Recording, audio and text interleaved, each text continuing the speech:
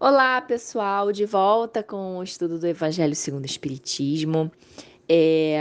A gente vai começar hoje o capítulo 8. Bem-aventurados os que têm puro o coração. Se você está assistindo esse vídeo agora, se você chegou no canal agora, está assistindo esse vídeo, você pode continuar assistindo, não tem problema nenhum. De repente era esse tema para você escutar. Mas se você quiser ouvir na ordem, você pode ir aí na nossa playlist que tem o estudo do Evangelho segundo o Espiritismo na ordem, e aí você consegue acompanhar desde o início, né? E no vídeo passado a gente finalizou o capítulo 7. Hoje, como eu acabei de falar, vamos dar início ao capítulo 8.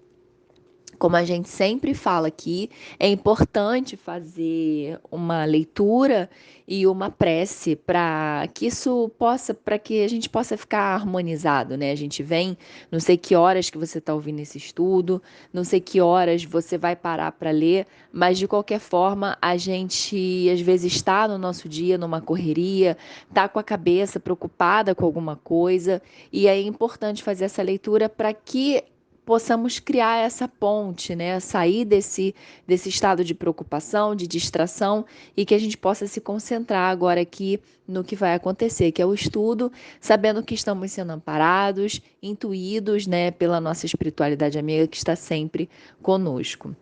Então, após essa leitura, né, que eu já fiz a minha, eu não gravo aqui para que vocês possam ficar livres, né, para fazer a que vocês desejam, conforme vocês desejem. Então, vamos lá. Esse capítulo 8, ele vai começar aqui, o nosso vídeo de hoje, né, a gente vai abordar dos itens 1 até o 4. O item 1 e 2 são trechos do Evangelho, né? O item 1 do Evangelho de Mateus e o item 2 do Evangelho de Marcos. E o item 3 e 4 vão ser os desenvolvimentos. E o tema o subtema, né? O subtítulo é Simplicidade e Pureza de Coração. Então, a gente veio, né, até agora, principalmente no capítulo 7, falando muito da humildade. Falamos de bem-aventurados os aflitos, depois passamos para bem-aventurados os pobres de espírito e falamos muito da humildade. E agora falaremos de simplicidade e pureza de coração. Então a gente repara que vai tendo uma continuidade o ensinamento.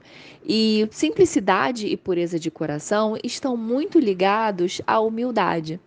E quem vai ser usado aqui como exemplo de simplicidade e pureza de coração são as crianças. É por isso que no item 1 e no item 2, quando ele vai falar disso, no 2 principalmente, ele vai usar aquele trecho do Evangelho de Marcos que fala das criancinhas, deixai que venham a mim as criancinhas. Justamente porque a criança, ela traz muito essa ideia da pureza e da simplicidade. E aí, se você é espírita, se você tem algum conhecimento e tá me ouvindo falar, você vai falar assim, ué, Cláudia, mas eu não tô entendendo, porque não se fala, não costuma se dizer que a criança, apesar dela estar num corpo juvenil, num corpo pueril, ela pode ser um espírito antigo? Será que ela não é um espírito antigo? Então ela não tem essa inocência toda, ela não tem essa pureza toda. E aí é por isso que nos itens 3 e 4 vem a explicação. A explicação dizendo que essa criança que está sendo tratada aqui nesse texto, nessa parte desse texto, é justamente a criança na vida presente. Ou seja, é a criança na sua fase que ainda conserva essa pureza, que ainda não tem a maldade do adulto, né? O adulto, a gente sabe que nós, como adultos, nós vamos criando aquelas carapaças, a gente vai tendo os nossos medos, a gente vai criando as nossas formas de lidar com o mundo e com os outros. Mas quando somos crianças, somos muito espontâneos.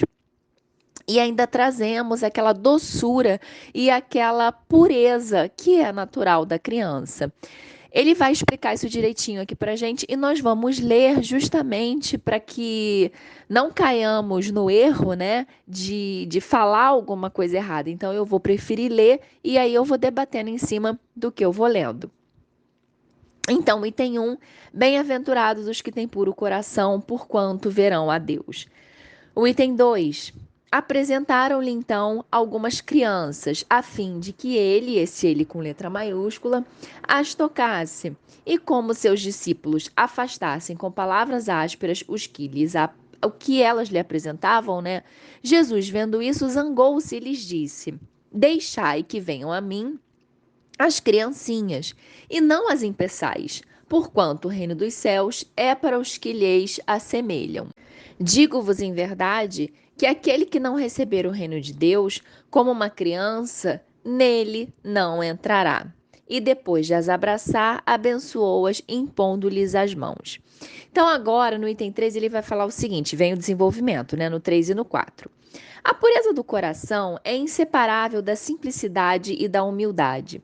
Exclui toda a ideia de egoísmo e de orgulho. Então a gente começa a reparar, em alguns estudos eu falei de uma balança, né? A ideia, imagina na sua frente agora que você tem aquela balança que com dois pratinhos, né? Então, enquanto você tem um pratinho subindo, o outro do outro lado naturalmente vai descer. Ao ponto que, se a gente tem a simplicidade e a humildade lá em cima, é que não existe mais, é porque não existe mais o egoísmo e o orgulho. Por isso é que Jesus toma a infância como emblema dessa pureza, do mesmo modo que a tomou como da humildade, né? Do mesmo modo que ele usou a infância para também falar da humildade. E aí, no parágrafo seguinte, já vem sendo abordada essa questão que pode gerar muita dúvida para quem está ouvindo, que é o seguinte, ó. Poderia parecer menos justa essa comparação, considerando-se que o espírito da criança pode ser muito antigo e que traz, renascendo para a vida corporal, as imperfeições de que não se tenha despojado em suas precedentes existências. Isso é o que a gente fala muito aqui nos estudos, né?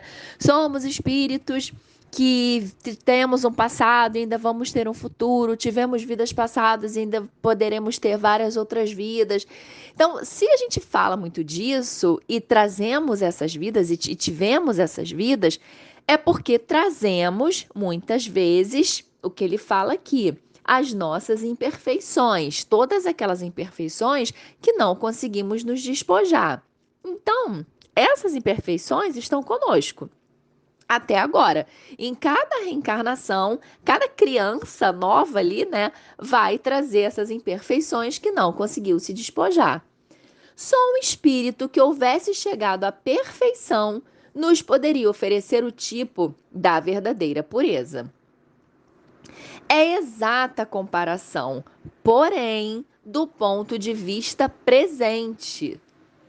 É exata a comparação, eu li errado aqui. É exata a comparação, porém, do ponto de vista da vida presente.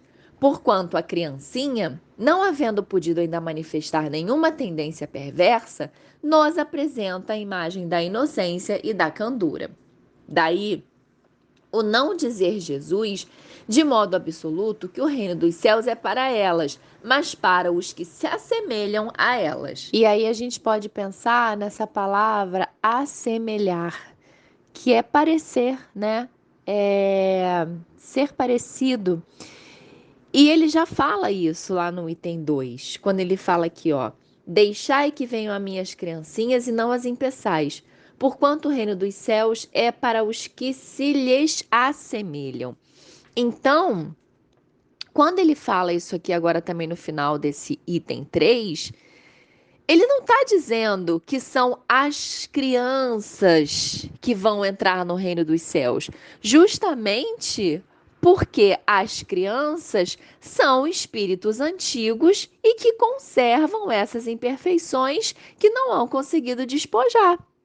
Agora, se ele fala se assemelham, ele está usando a criança como símbolo, a criança em sua vida presente.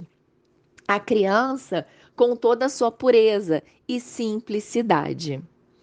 No item 4, ele começa assim: Pois que o espírito da criança já viveu, por que não se mostra desde o nascimento tal qual é? E aí, pessoal, o que ele está querendo dizer aqui é o seguinte: tá, eu entendi que ele está usando a criança como um símbolo, justamente porque se ele falasse da criança mesmo, teríamos que considerar esse espírito que pode ser antigo e que traz ali muitas imperfeições e não está pronto para entrar no reino dos céus, certo? Ele mesmo já entende que pode haver uma dúvida aqui nesse sentido, mas peraí. E o que acontece então com esse espírito na fase da infância? Porque eu entendi que a criança ela se apresenta simples, eu entendi que a criança se apresenta com uma pureza. Mas e esse espírito? Se ele tem ainda as imperfeições, por que que elas não aparecem logo na infância? Por que que elas vão aparecer mais tarde? E na sequência já vem a resposta. Tudo é sábio nas obras de Deus. A criança necessita de cuidados especiais, que somente a ternura materna lhe pode dispensar. Ternura que se acresce da fraqueza e da ingenuidade da criança. Para uma mãe, seu filho é sempre um anjo, e assim era preciso que fosse para lhe cativar a solicitude. Ela não houvera podido ter-lhe o mesmo devotamento, se em vez da graça ingênua deparasse nele, sob os traços infantis, um caráter viril e as ideias de um adulto, e ainda menos se lhe viesse a conhecer o passado. Isso aqui, pessoal, é muito interessante porque todo mundo já ouviu ou já até falou aquela frase de que a criança, quando é recém-nascida, tem cara de joelho, né? Ou então fala assim: nossa, mas todas as crianças são parecidas, porque todas as crianças nascem com aquela cara muito amassadinha e tal. E a mãe, ela vai olhar para aquela criança e ela vai achar aquela criança mais linda do mundo, porque é o filho dela. Ela é o que ele fala aqui, né? Vai ser o anjo. E tem um aspecto interessante nisso, porque a criança precisa ser fofinha, a criança precisa ser graciosa. E aí eu acho que todo mundo vai concordar, né? Que crianças são fofinhas. A gente olha uma criança, a gente fica, oh meu Deus, né? Por mais que assim, tem gente que gosta mais, tem gente que gosta menos, tem gente que não vai querer pegar, né? Tem pessoas que falam assim, ah, eu quero pegar, posso pegar no colo. Outras pessoas não. Mas, independente disso, a criança, ela é cativante, ela é fofinha. E quando ele fala aqui, ó, é, ela não houvera podido ter-lhe o mesmo devotamento, se em vez da graça ingênua deparasse nele, sob os traços infantis, um caráter viril e as ideias de um adulto, e ainda menos se lhe viesse a conhecer o passado. Aí você pode estar me ouvindo e falando assim: ah, mas eu conheço criança malcriada. Ah, mas eu conheço criança que vai lá e faz não sei o quê e não obedece. Isso provavelmente já são traços desse espírito, mas ainda assim estamos falando de uma personalidade infantil. Por mais malcriação que uma criança faça, e aí cabe aos pais ou aos educadores que estiverem ali fazer por onde, né, essa criança se torne bem educada. Mas por mais que a criança tenha um temperamento difícil, ainda assim ela é uma criança. Uma mãe, o que ele está dizendo aqui é que quando uma mãe tem ali o filho nos seus braços, ela não tem como olhar e falar assim: eu sei que você matou fulano na vida passada. Eu sei que no fundo você é um egoísta. Eu sei, não existe isso, né? Mesmo assim, vamos pensar numa mãe espírita, né? Ela tá ali recebendo aquela criança, ela vai saber que aquele ser que tá vindo para ela educar com essa missão, ela vai entender que pode ter uma questão de resgate, ela vai entender a missão dela enquanto mãe, né, na responsabilidade que ela vai ter com esse espírito, mas nunca que ela vai olhar e vai falar assim: ah, eu sei o que você fez, eu sei o que você fez nas vidas passadas, né? É disso que ele fala aqui. Então, a criança, é claro que eu falei de uma forma mais assim, informal, né, para a gente poder entender, mas.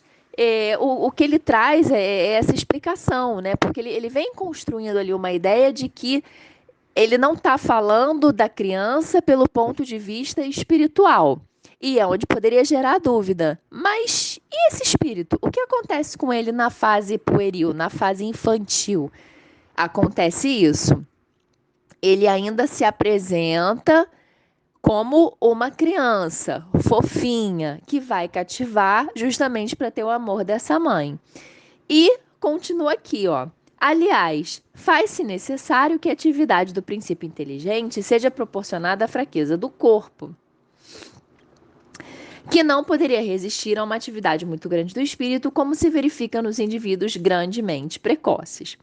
É essa a razão porque, ao aproximar-lhe a encarnação, o espírito entra em perturbação e perde pouco a pouco a consciência de si mesmo, ficando por certo tempo numa espécie de sono durante o qual todas as suas faculdades permanecem em estado latente. É necessário esse estado de transição para que o espírito tenha um novo ponto de partida e para que se esqueça em sua nova existência tudo aquilo que a possa entravar. Sobre ele, no entanto, reage o passado. É assim que o espírito renasce melhor, mais forte moral e intelectualmente, sustentado e secundado pela intuição que conserva da experiência adquirida. Então, aqui ele explica, né, o que acontece. A criança, nos primeiros anos, ela vem com esse esquecimento, né, como ele fala aqui, um pouco antes da encarnação. Existe essa perturbação, né? O espírito entra em perturbação e perde pouco a pouco a consciência para ele se preparar para uma nova programação espiritual e poder desenvolver a vida dele, né? Isso aqui é como se uma forma que eu tenho de explicar isso é como se fosse um ator que faz diversos papéis. O ator, no caso, seria o espírito, tá? E as nossas várias existências são os diversos papéis que esse ator vai representando. Então imagina que numa novela, numa determinada novela, esse ator, ele foi um bandidão, assim, foi o vilão da novela, tá? E aí, como todo bom ator, ele foi fazer o laboratório, ele precisou entender como era um bandido, entender a constituição, né, psicológica daquele personagem, daquela personagem, para poder fazer bem aquele papel. E aí acabou a novela, ele foi lá, recebeu muitos elogios porque ele realmente entrou na personagem, ele conseguiu ser um ótimo bandido e pronto, assim foi. Acabou a novela, ele passa um tempinho e vai fazer outra novela. Nessa outra novela, ele agora vai ser um padre super fofo da cidade do interior, que todo mundo gosta. É uma personagem completamente diferente daquela anterior. O que ele precisa fazer? Ele precisa tirar todos aqueles elementos que ele criou para constituir o bandido. Porque ele não pode ter a mesma postura, ele não pode ter a mesma forma de falar, ele não pode ter nada que lembre aquela outra personagem. Então, por isso, ele vai tendo um esquecimento para que ele possa se preparar para o novo que vai chegar e assim desenvolver um novo papel. Mas, assim como aqui no Espiritismo, ele fala, no entanto, o passado reage. O que a gente pode comparar com esse exemplo do ator? Não é porque ele não vai usar as coisas que ele usou para ser um bandido no padre, que ele não vai poder usar a experiência que ele adquiriu na novela fazendo bandido. Então vejam bem, numa novela ele foi bandido, na outra novela ele vai ser um padre fofo, legal. Mas a forma, o aprendizado que ele desenvolveu lá com o bandido, seja de respiração, como respirar, como atuar, ele pode sim levar para o papel do padre. Então, assim somos nós nas nossas encarnações. Quando eu estou numa existência, eu vou aprender A, B e C. Aí morri, desencarnei. Vou passar um tempo lá no plano espiritual, volto e vou reencarnar. Eu agora vou ter outra família, eu não necessariamente, né? Porque especialmente família, a gente acredita que muitas vezes o núcleo pode se repetir, mas eu falei só para ficar melhor o exemplo. Então assim, eu posso ter outra família, eu posso morar em outro país, eu vou ter outro corpo, eu vou ter outra aparência, eu vou ter outro emprego, né? Ou seja, vai ser uma vida totalmente diferente da que eu tinha antes. Mas o que eu aprendi vai comigo. Então, o que eu aprendi, o que eu me traumatizei, os meus medos, as minhas alegrias, tudo isso vai comigo. Por isso o passado reage em mim. Então eu sou uma nova criança, eu tenho uma outra encarnação, tenho uma outra vida com novas experiências, porém trazendo tudo aquilo que eu aprendi, tudo aquilo que eu vivi ficou em mim. A partir do nascimento, suas ideias tomam gradualmente impulso, né? Então, as ideias desse espírito. Aí você nasce criança, nós nascemos criança, e a partir do nascimento, aí conforme nós vamos crescendo, as nossas ideias tomam gradualmente impulso.